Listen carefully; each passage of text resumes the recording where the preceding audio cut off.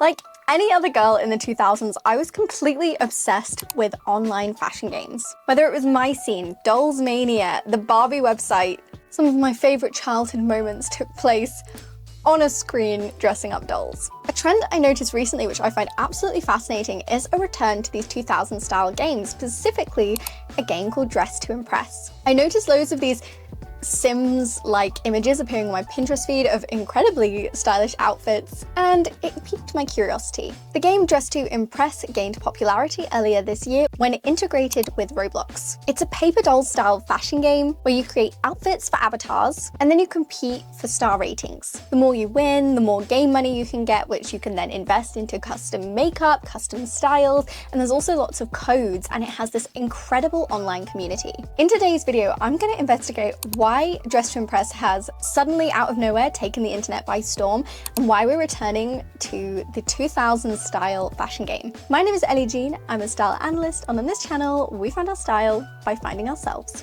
In 1959, Ruth Handler and Mattel developed a new style of doll for children, which would be in the shape of a woman rather than a baby. You might be familiar with her. She was called Barbie. In the UK, we had a version called Cindy, kind of like the B-Tech Barbie, and the point of these dolls was to dress them up. In the 2000s, there was a huge wave of Barbie movies, although actually, The Nutcracker was not the first Barbie movie. It was actually a movie in the 1980s, which was called Barbie and the Rockers or something like that. And I remember I saw this as a child, and for years I felt totally gaslit because I couldn't find evidence of it anywhere and no one ever talked about it, but I absolutely loved it. It's like a huge part of the lore of my childhood where I was constantly wondering about this movie. And what I think this interest in Barbie brought about was, of course, Bratz dolls. Bratz had an even bigger on emphasis than fashion than Barbie did, especially trends of the day, and they leaned a little bit more sexy. So the idea of dress up, of fashion being cool, was just so in for kids especially. In the late 90s and early 2000s, a website called Dolls Mania was created. This website was a little bit of a pioneer in online dress-up games. Essentially, it was a website where you could create outfits for a Barbie-like avatar.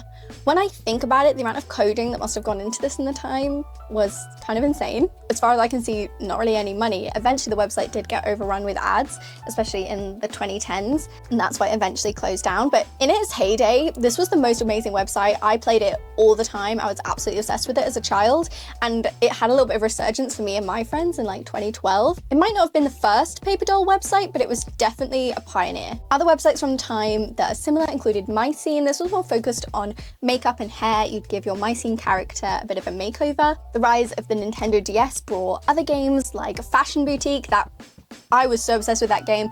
The last time I was obsessed with that game was actually during 2020, during the pandemic. It's still so good. Essentially, this was where you would run a style boutique. You'd run a style shop, and there were fashion competitions, like there was a runway competition, there were customers that would come in and you had to dress them according to their style and their personal style. You had to go shopping and source your clothes in bulk. It was basically fashion capitalism in a game. I absolutely loved it, and honestly, I think the way it dealt with different aesthetics is probably what led to lots of the style systems that I teach now, like Style Roots. It was really the foundation of my fashion education. There were other ones too, like Fashion Designer, Bratz Rock Angels. I know one of the Hannah Montana DS games had an element of fashion to it. Also in this vein, later in the 2000s, there was a series of notebooks called Top Model, and this was where you could draw different outfits to basically become a fashion designer, and they had these, oh, they were just so beautiful. I was so obsessed with them.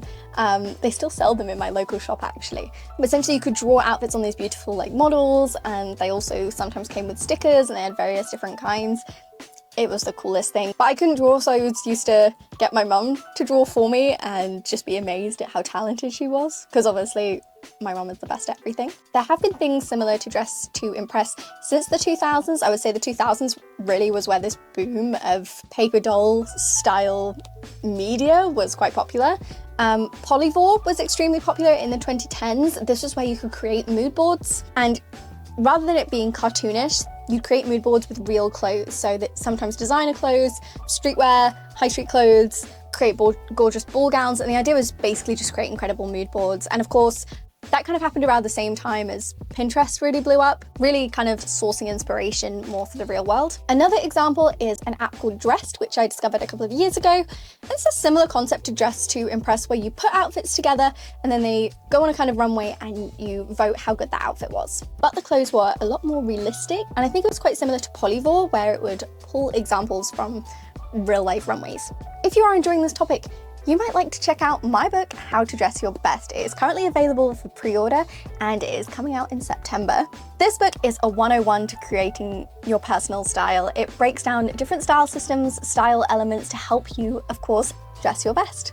The book is everything I've learned about fashion and personal style as someone who's been a stylist and style consultant for several years now and helped over 2,000 women find their style. So if you are interested, the link is in the description. Please go check it out and pre-order if you can, because it really helps me out. I discovered Dress to Impress through Pinterest. It seems to be particularly popular within like gamer girl communities. A few YouTube channels that I noticed that seem to focus on this include, and I'm sorry if I'm saying any of this wrong, Leah Ash, Pretties, can't believe I have to say that in a serious way,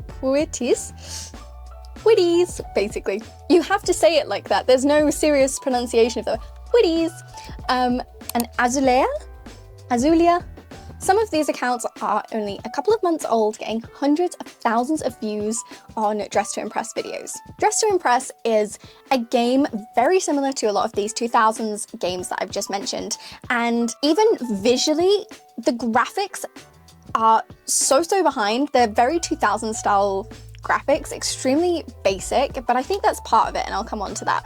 So why is Dress to Impress gaining popularity at the moment? It kind of aligns with the fact that it has become integrated with Roblox. It's become part of the Roblox brand, I suppose. So it became more accessible, it became something gamer girls already used, I suppose. I have very limited knowledge on gaming, I would just like to say. My only knowledge on gaming is watching my boyfriend play Hell Let Loose. But honestly, this makes me so excited. This now makes me want to go and find more games. I think this aligns with the obsession over the last 5 years. 5 years, oh my God, since kind of online aesthetics, cottagecore, dark academia, and so on really became popular. On the app, the competitions often have aesthetic style categories such as Visco Girl, cottagecore, steampunk, old Hollywood. So it's very integrated with Pinterest culture especially, and that's why you can find loads and loads of inspiration on Pinterest specifically from Dress to Impress. So people will take pictures of their outfits on Dress to Impress and share them on Pinterest, which is honestly genius. It's such a good marketing tactic from the people who've made this game. It doesn't seem to be that marketed towards children either. It seems to be much more targeted towards women in their teens and 20s, or at least it's being used by women in their 20s a lot more, women who would scroll on Pinterest, people who are looking for fashion inspiration, and people who want to experiment with their personal style. The other reason that I think it's taking off is nostalgia, which is why I mentioned all of these 2000s games that are really similar. Many are struggling with cost of living, and there are loads of studies which show that people become more nostalgic in times of hardship. Essentially, we feel a nostalgia for past eras with times we associate as happier times. I also think cost of living is an impact for another reason as well. It's a fun way to experiment with style, which doesn't exactly cost a lot of money in comparison to buying a new wardrobe every day. Another way in which I think this is kind of nostalgic is gaming, imagery, artistry is so developed with technology and with AI. I think there's almost like a little bit of a fear of AI about how developed it's getting, and there's something quite comforting about seeing these old style graphics of it not trying to be perfect or even particularly that aesthetically beautiful.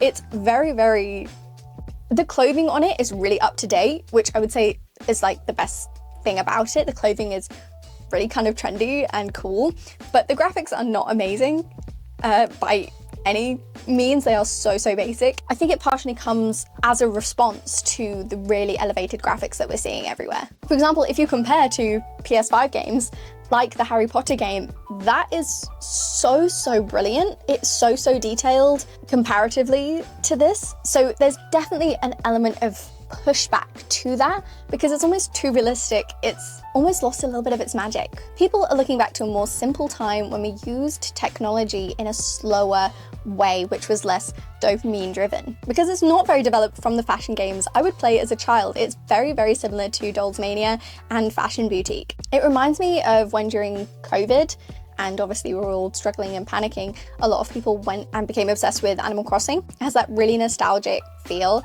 And with Animal Crossing, it also has that element of simulating the outside and going on adventures and exploring, but ultimately it's got that comfort element to it, and I think I'm seeing the same thing here. Just another case for this being a nostalgic thing. Gen Z are now largely coming into their 20s. I'm a Gen Z. I suppose Gen Z is the proper way for me to say it as a British person. I'm 23. I know that a lot of other, by the maths, a lot of other people in my generation are now coming into their 20s, and that's like quite a frightening time where you're no longer a child, you're really being thrown into adulthood. And I can imagine that there's lots of other people in my generation who are looking for the comfort of 2000s. In fact, we're seeing it elsewhere on the internet. For example, there's a huge surge in reels with kind of bird tweeting sounds and 2000s film camera filters and pictures of paddling pools and plastic spades and being outside and being under the clouds and having ice lollies in the summer, and looking back to that era of the 2000s as this kind of peaceful, idyllic era, in the same way the millennials kind of used to do that about the 90s as well. And obviously all of this does apply to millennials as well, as they would have been playing these games as well back in the 2000s. I think another really cool thing about Dress to Impress is that, unlike Dolls Mania back in the day or any of those other things I just mentioned, social media, the internet is on another level in 2024. It's like what we all wanted from those games back then. Whenever you go for a session on Dress to Impress, there are people to play with from all over the world. It's kind of like, it's got an element of Club Penguin in Weevils vibes, back when people used to use those websites. There are other people who are fashion enthusiasts. It's got a real community of people who are interested in clothing, self-expression, and the game in general. And you can find other players on Reddit. The game also has a chat function, so you can all chat about each other's outfits and why you ranked them, what you did, and what you like about them. And it's got this really positive energy, I feel, of everyone hyping each other up and just having fun, basically. It's what Bluetooth could never really do for me as a child, because I was an only child and I didn't have any friends who lived within a 2-mile radius. Tragic. Can you use Dress to Impress to develop your personal style? Yes, I think so. Fashion games are a really fun way to develop your personal style. Firstly, there's the element of gamification, which is known to be a really positive force for people to reach their goals and be productive. So kind of turning it into a game can help motivate you to think about personal style as well. It also seems to encourage people to look at Pinterest, get inspiration, and think outside of the box of your personal style and think, okay, I wouldn't normally dress beachy, but what is a beach look I could create? It's kind of learning about different aesthetics, learning about style, seeing what other people do with a prompt. All amazing ways to get better at learning about fashion. I've also talked before about approaching fashion and personal style like you're 13. I know for me, when I was 13, I felt like I was really on the brink of this new era in my life, and I really wanted to create this really exciting personal style. And I was trying out new things all the time and having fun with it, trying out weird, wacky textures and just having the freedom to do blue eyeshadow. And yeah, I guess we laughed at the people at school on occasion, but it's really not that deep.